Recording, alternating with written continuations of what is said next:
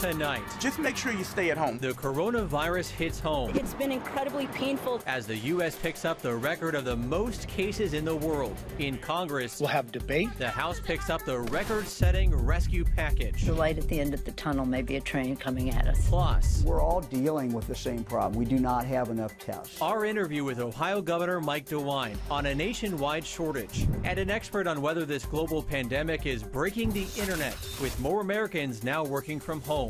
All this and more on Faith Nation.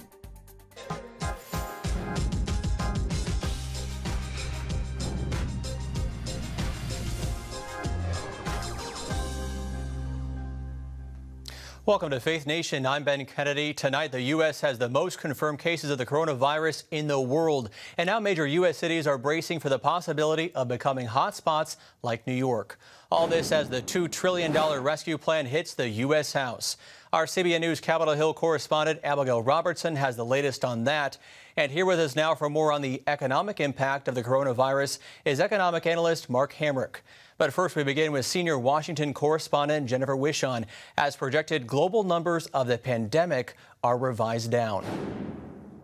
Ben, as you know, President Trump has caught grief for calling COVID-19 the Chinese virus. But this morning, he celebrated a phone call he shared with President Xi, signaling an effort to ease tensions. Tweeting, "China has been through much and has developed a strong understanding of the virus. We are working closely together. Much respect." Also today, British Prime Minister Boris Johnson became the latest high-profile person to announce he has the virus. I've taken a test that has come out positive, so I am working from home. I'm self-isolating. But today, a glimmer of light. The report from Imperial College London that predicted widespread infections along with 2 million deaths in the U.S. and reportedly helped the Trump administration take serious steps against the virus has been revised down. Isolation and lockdown measures have changed their projections. Dr. Deborah Burke says the model never matched the reality on the ground. So when people start talking about 20% of a population getting infected, it's very scary.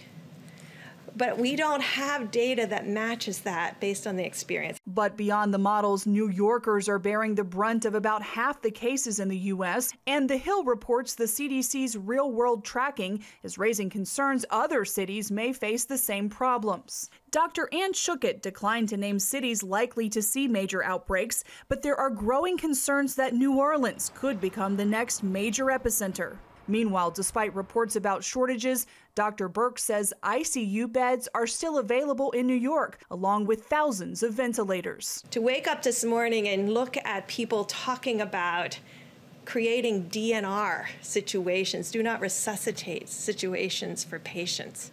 There is no situation in the United States right now that warrants that kind of discussion. And help is on the way. In a matter of days, 1,000-bed Navy hospital ships are set to arrive in New York City and Los Angeles. Their mission?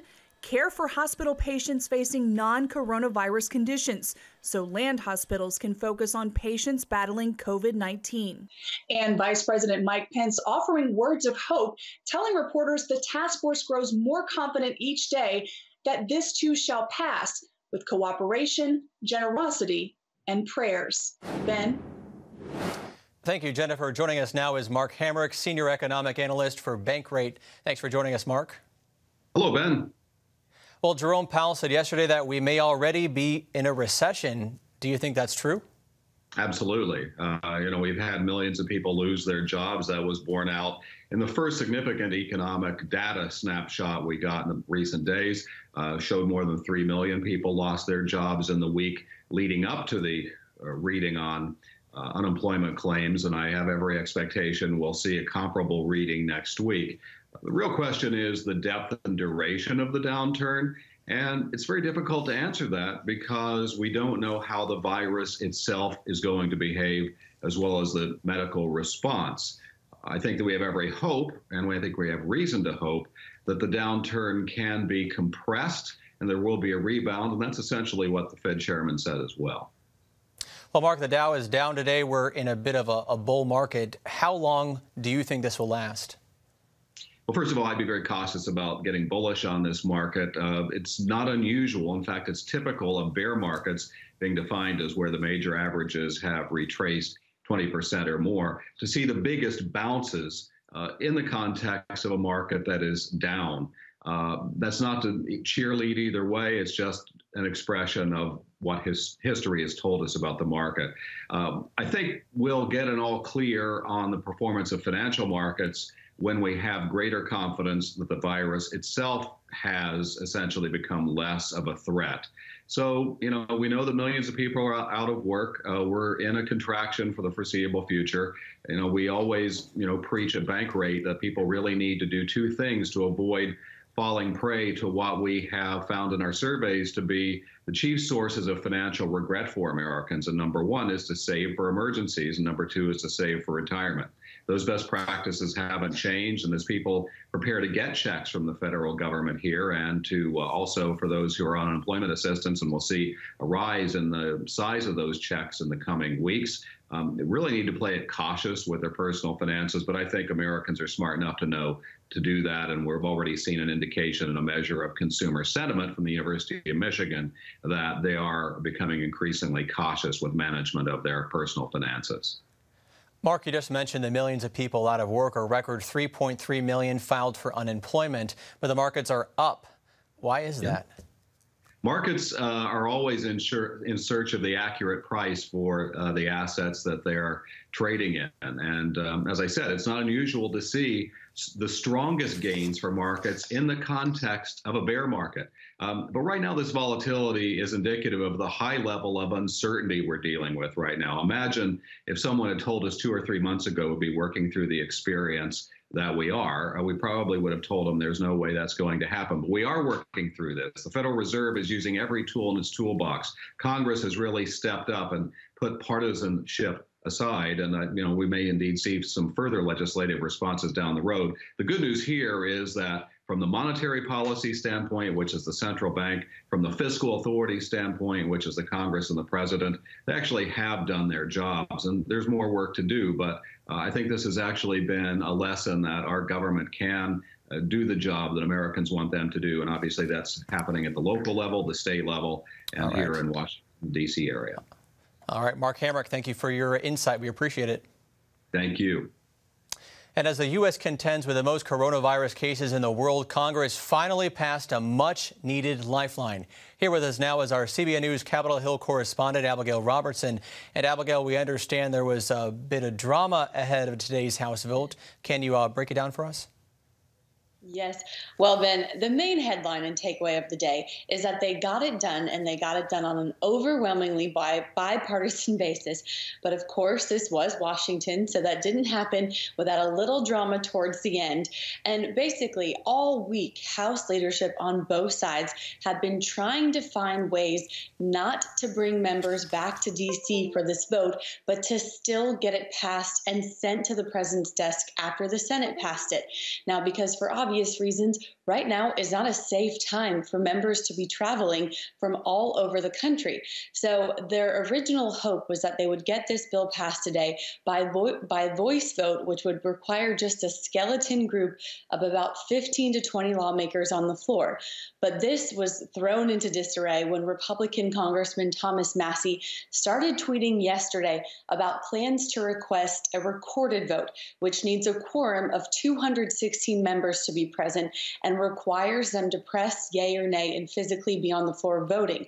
Now, leadership frantically messaged their members, we hear yesterday afternoon and last night, to get back to D.C. ASAP. A lot of members were unhappy about this, and I won't get into all the procedural details that went down yesterday, but I'll just reiterate once again that after Congressman Massie stood up there and did request that vote, it failed, and they ended up getting the vote passed by voice vote anyway. They had the 216 members needed, and there were huge cheers on the House floor. And the good news is American people should start to see relief in the coming weeks now that this bill is headed to the president's desk. Abigail, you just talked about this, but I want to dive deeper into it. How did Congressman Massie's colleagues react to his demands for that vote? Well, not well. There was bipartisan criticism for Congressman Massey's actions. You had Republicans calling him disgraceful and irresponsible for doing this. A lot of members were incredibly unhappy about having to come back to D.C., especially because members are traveling from hotspots right now. Every state in the country has a case of the coronavirus, and a lot of members had to get on planes to fly into D.C. Some of them have spouses with pre-existing conditions. A lot of them are in that older category, which is more at risk. So obviously, many members did not want to have to come back to D.C., and this had strong bipartisan support. There was really no question that this was going to pass. And today we heard speech after speech after speech of Republicans and Democrats who supported this. This also put a lot of stress on the House physicians who were warning members not to take the elevators. And if they do, not to get in the elevators with each other. Remember, the House has a lot more members than the Senate. So we're talking about a lot more people congregated on the House floor, which, as we've been hearing a ton of warnings about, is very challenging in the days of social distancing. And he even got criticism from President Trump, who tweeted multiple times this morning his unhappiness with we've been watching Massey. what President Trump has been tweeting out throughout the afternoon, and we will continue to stay on top of that. Thank you so much for your analysis and report. But it is Friday, so we are joined by Julia Manchester, political reporter at The Hill. Thanks for being with us, Julia. Thanks, Ben. Well, just yesterday, it seemed like the bill would sail smoothly through the House, and Abigail was talking about this. Today, lawmakers were scrambling to get back to Washington. How did we get to this? You know, I think we got to this because there was some skepticism of the bill from this particular Congressmember Massey, and he essentially tried to politically grandstand. But there were a lot of issues with this because of the fact that, like Abigail said, you had members flying in from hotspots. Not only that, but we've heard public health experts warn against these large gatherings like you have in the House of Representatives where there are hundreds of members. So we got to this because there were particular issues with the bill and that he wanted to move ahead in a certain fashion. However, I think that was quickly obviously stamped out. You saw the president taking aim at him in a tweet saying Massey should be kicked out of the Republican Party. So they were able to overcome this hurdle, but I think it shows really the deep not only partisan divides, but ideological divides that you're seeing really erupt when members look at these pieces of legislation and see a certain part that they don't like. Well, Julie, let's switch gears to the election coming up in 2020. Joe Biden this week hit the virtual campaign trail, going after President Trump for his response to COVID-19. Do you think this was an effective strategy? Well, I don't think Vice President Biden really has any other choice at this point. He needs to keep his name out there as the coronavirus really outshines the campaign trail. You know, Bernie Sanders has obviously been in the Senate, so he's had that platform. He addressed the Senate earlier this week. So this is Joe Biden's way of trying to counter-program President Trump. He appeared on a number of talk shows or news shows. He also released a new newsletter, and he's also announced he will be recording a podcast. So this is his campaign really trying to counteract President Trump, but he really needs to walk a very fine line here because Biden and Trump are both calling for unity. But if Biden in particular is going to call for unity, he needs to be careful about how he's going to criticize President Trump. And you've heard him say, well, I'm not criticizing the president. I'm just pointing out statements he's made that aren't true. And I'm giving the American people maybe an alternative look at this. We know that Biden has very much expanded his team, created a public health advisory in the wake of this coronavirus. So we've seen him do this for about a week, but we know tonight he's going to have that CNN town hall on the coronavirus where he will be from his studio, his makeshift home studio in Delaware. He has that podcast coming out. So we'll have to wait and see, you know, how this Lots to watch, yep. Yeah. All right. Well, Julia, thanks so much as always for your time. Thank you. All right, take care. We'll be right back. Come home to the sounds of Southern Gospel from CBN Radio. You'll enjoy a rich Southern blend of bluegrass, classic gospel, and Southern gospel favorites like the Gaithers, the Crabb Family, and bluegrass sounds like Mountain Faith. So make yourself at home with the all-new CBN Southern Gospel, now available at cbnradio.com.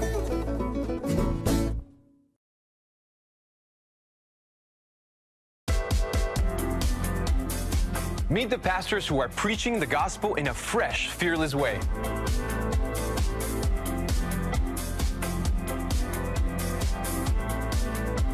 I'm Roberto Torres-Cedillo. Join me each week for Next Gen Voices.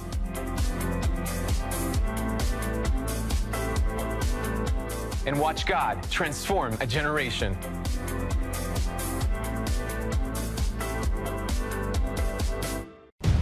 Prophecy thousands of years old. We were called to be a light to the world. Being fulfilled today. Discover how. Get to life. Call 1-800-700-7000. We consider it our duty to reach out and help others around the world. For a gift of $10 or more, you can own the acclaimed CBN documentary To Life. Just call 1-800-700-7000 or log on to cbn.com. To treat a human, no matter what he is, which religious he have, which color he is, this is what I'm doing. See how the people of Israel are fulfilling prophecy. History is being written, and I want to be a part of it. By sharing their knowledge. In Africa, in Asia, in South America, in East Europe. And their love. This is how we work. This is us. Get to life. Call 1-800-700-7000 or log on to cbn.com. Ohio Governor Mike DeWine tells CBN News his faith has guided his response to the coronavirus crisis, that is. DeWine has been praised for recognizing the threat early on, and he tells CBN News' David Brody he lives every day with the pressure of making decisions that can determine if someone lives or dies. Ohio Governor Mike DeWine doesn't dabble in prophecy, but his early moves to combat the coronavirus have looked prophetic. Before there were any known cases in the state, he shut down a big sports festival. And then, after just 3 cases, he shut down the entire K-12 school system. DeWine gave me the inside story and more during our one-on-one interview. We made those decisions based on science, based on what the best experts could tell us, who really said, look, you've got to have this social distancing, and you've got to do it early, because if you wait too long, it's too late. Look, we're all dealing with the same problem. We do not have enough tests. We don't have the testing capacity, but that's a nationwide problem, and it's a real challenge. And of course, now what we're looking for is making sure, as the surge comes, this wave comes at us, we know it's coming, to make sure that we do everything we can to build out our hospitals. We think we may have to double the size of our beds, number of our beds. At the same time, making sure our medical personnel have the personal protective gear that they really need to have. And so we've stopped all elective surgeries in Ohio, for example. We've asked the dentists to do the same things. We've even asked the veterinarians to do the same thing, so we can save some of this gear for when we know we're going to really need it. There are certain states that have exempted religious gatherings from this stay-at-home order, Ohio being one of them. Why did you feel the need to exempt religious gatherings exactly? And what's your message to people of faith all across Ohio and really the country, Governor? Well, I didn't think it was proper really for government to infringe upon people's First Amendment rights. But we've also been quite candid with people, and I've been candid with ministers and others. I've had conference calls with them and say, look, you're not doing your folks any favors by bringing them together. And what I found is that churches have been very adaptable. Governor, you're a father of 8, a grandfather of 24. You're a devout Catholic. I'm wondering about your faith and how it informs what you're doing through this crisis and how you've relied on your faith during this crisis. Can you talk to me a little bit about that? Sure. I mean, I think this is, if there's ever a time when you need to make decisions based on what you think are the best interest of people, it's a crisis like this. And, I think the essential function of government is to protect people. And so that's what my faith tells me. My faith tells me that every life is precious, whether it's the unborn, after it's born, basically from conception to natural death. And so this is a matter of life and death. We are dealing with people's lives, and the decisions that I make will determine, to some extent, whether people are going to live or not live. So my attitude throughout this has been, let's get the facts. I keep asking questions. I try to find anybody who knows anything about this and try to learn from them, and then base my decisions on that. The other thing I've learned throughout life is that when I don't trust my gut, when other people are going one way and I think, well, I probably ought to go this way, and then I end up going with them, you know, I'm usually wrong. So I've learned to trust my gut, and my instinct throughout this has been, and this is based on what, you know, the experts have told me, but my gut has been, we're not moving fast enough. We just got to move faster. And so that's my message to my team every day. We got to move faster. As John Wayne said in one of his movies, we're burning daylight. We're burning daylight, and we're running out of time, and we got to get this right, and we got to move quick. That's an area where this governor has excelled. David Brody, CBN News. Too often, we carry baggage from our past. You know what it's like. It affects everything and everyone in our lives. It's always there, weighing us down and keeping us from achieving true happiness. But do you know God never meant for us to be trapped in the past? You can be free of your baggage. Learn how God's forgiveness leads to changed lives and new beginnings. Call the 700 Club.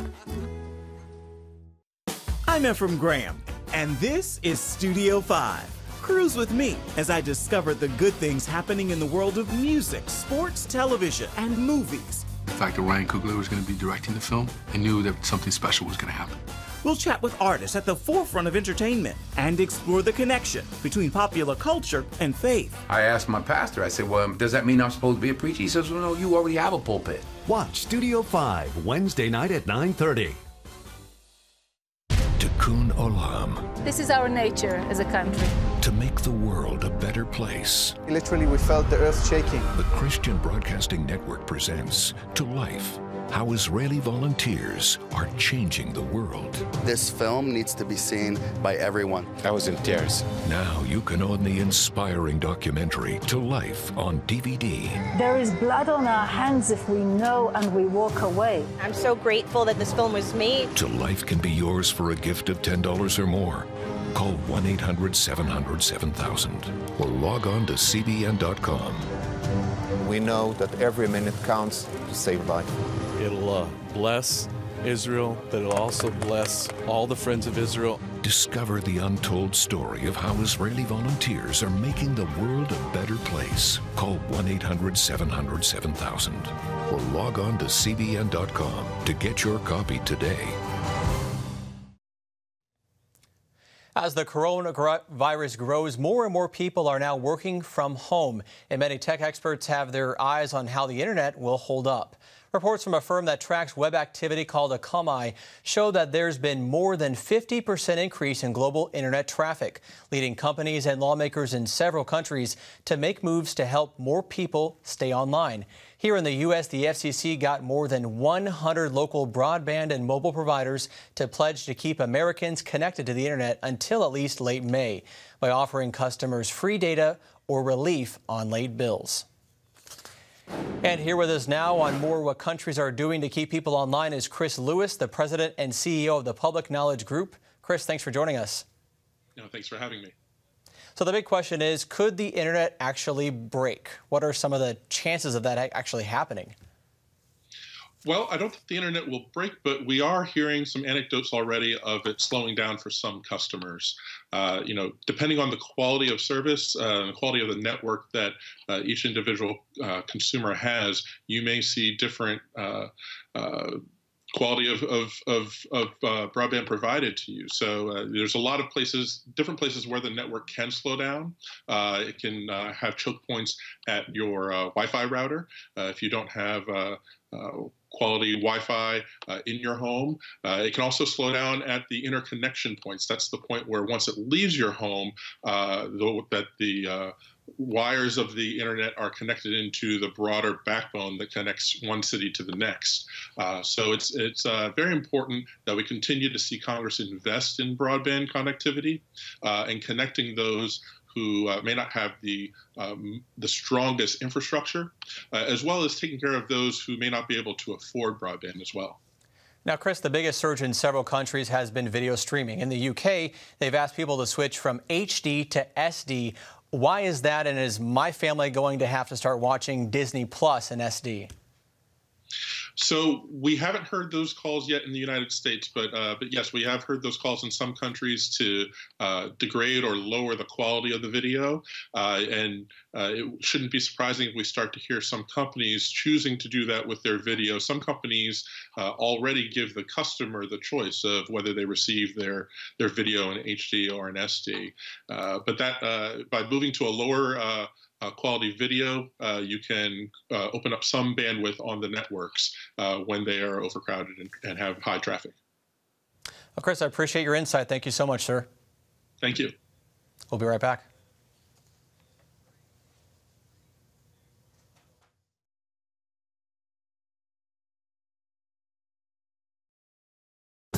It's the new Superbook Bible app. It's packed with games, activities, and Superbook episodes that you can watch for free. Oh, no! There's trivia, a fun daily devotional, and answers to your Bible questions. Plus, an easy-to-understand Bible the whole family will enjoy. You can even create your own Superbook character. Ta-da! It's the new Superbook Bible app. Free downloads on iTunes, Google Play, and Amazon. From Washington, D.C., uncompromising stories, interviews, and analysis from veteran journalists David Brody. Escalating fight. Jenna Browder. Chose his words carefully. Ben Kennedy. Plan to join him. And Amber Strong. For impeachment grows a little bit louder. Bringing you the political news that matters. We get out and tell the story of the progress that we're making in this country. Watch Faith Nation, weeknights at 6 on the CBN News Channel. We will move the American embassy to the eternal capital of the Jewish people, Jerusalem. As the nations rage, you can stand with Israel. History is being written, and I want to be a part of it. Call 1-800-700-7000 and get to life. This is our nature as a country. Discover the untold story of how Israeli volunteers are changing the world. We consider it our duty to reach out and help others around the world. For a gift of $10 or more, you can own the acclaimed CBN documentary To Life. To treat a human, no matter what he is, which religious he have, which color he is, this is what I'm doing. Support Israel in their time of need. Get to Life, now available on DVD. Call 1-800-700-7000 or log on to cbn.com. And I wish that other people throughout the world could see this side of Israel. And finally tonight, most non-essential businesses closed their doors to the public this week to stop the spread of COVID-19. But the order says nothing about puppies. That's right. Georgia Aquarium opened its doors Thursday to Odie and Carmel, two puppies from the Atlanta Humane Society foster home. Take a look at this video. The siblings got the chance to spend the day exploring the aquarium. Still social distancing, however, with a glass barrier in between them and the fish. While the aquarium is still shuttered for the time being, there's nothing like puppies to spread joy during a rough time. Our producer Gabe wrote that. That's going to do it for Faith Nation. Have a great weekend.